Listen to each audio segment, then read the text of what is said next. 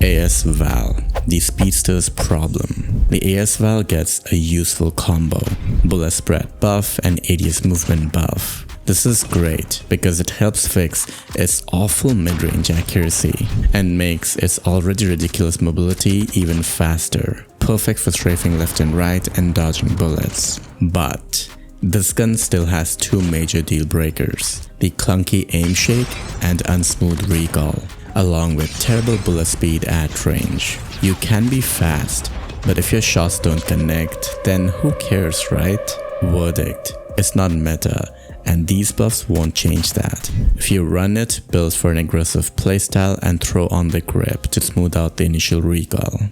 ASM10, the consistent sleeper. The ASM10 is the definition of consistency.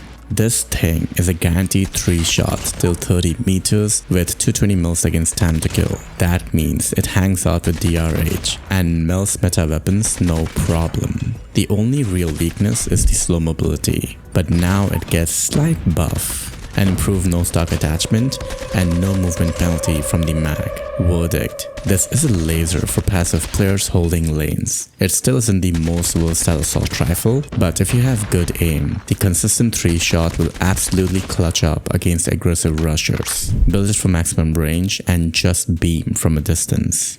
CX9, the beast that got range. The CX9 has always been secretly better than Fennec for ranked. I even explicitly mentioned in my CX9 versus Fennec comparison. Now, it just got a major utility upgrade, the 50 round drum mag with 15% range boost. This is huge, because now instead of just being a close quarters monster, we can build a range boosted CX9 and fight effectively out to 30 meters. But it still struggles with bad flinch and bad bullet spread compared to versatile options like the USS. Verdict: this weapon is easily a top-notch off-meta and a VMP alternative that can finally contest mid-range gunfights. And now is a good time to leave a like and comment something nice to help support the video. Echo slugs will have faster fire rate, but who cares when you can just use Jack 12 Thermite, bro.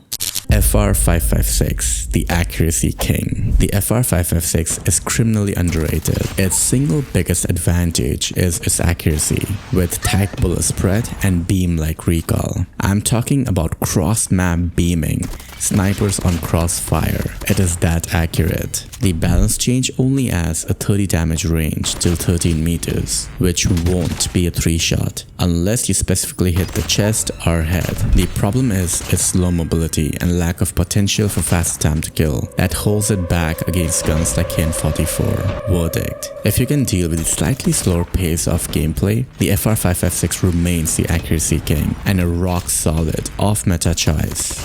Holger 26, the disable cheat code. The Holger 26 is your new anti-meta cheat code, but only if you use the assault rifle conversion. Why? Because the range buff guarantees a 4 shot beyond 30 meters. You get that crucial range plus the massive advantage of disable perk built in on every single shot. You will melt head glitches and disrupt enemy pushes. The trade-off is that ADS speed and reload speed are still slow. Why? As a general rule, pre-aim everything and reload tactically. Do that and you're running an assault rifle that drops people with disable utility on every shot you shoot.